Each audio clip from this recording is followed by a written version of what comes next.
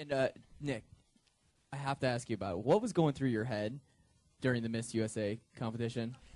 Because you're standing right there, and you know what's happening, and the poor girl, obviously it's a stressful situation. You kind of feel bad for her, I'm sure, and a million answers are going through her head. But you're sitting there going, "Where the heck are you going with this? What's going through your head while she's answering?" You're talking about Utah, right? Yes. Yeah. Here's the thing: is I learned a lot from the whole experience. I was there for about 3 or 4 days before the show. I got to spend a lot of time with the contestants and see how hard they're working and how much they have to balance. And it's a lot of pressure, and it's kind of what they look forward to for most of their lives. A lot of these girls, it's their dream. And so you really do feel so bad if something goes wrong.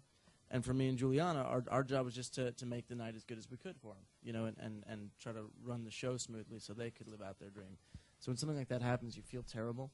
And, I'm sure anyone who's in this room or who's ever been in an interview or had a conversation with someone, you lose your train of thought. It happens to anybody.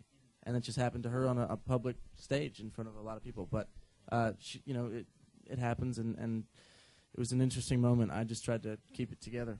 You're so positive. I love that. And because you guys are so used to always being on stage, you remember what it was like some of your first times also, so you understand that pressure coming at her. First time. Plug. Yeah, it's definitely happened to us in interviews before, where you just lose your train of thought, and you kind of just. Luckily, we have each other, so we could be like, what he's trying to say is.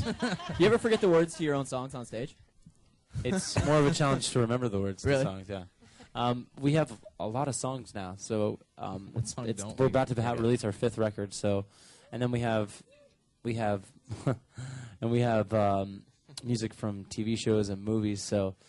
To remember all those lyrics are tough, and we always kind of pull them out of the hat and say, today we're going to play this song. So I'm always looking to the side of stage like, does anybody have lyrics? The good thing is they could all sing them back to you. So I usually do that. If I ever go, that typically means sing it for me. But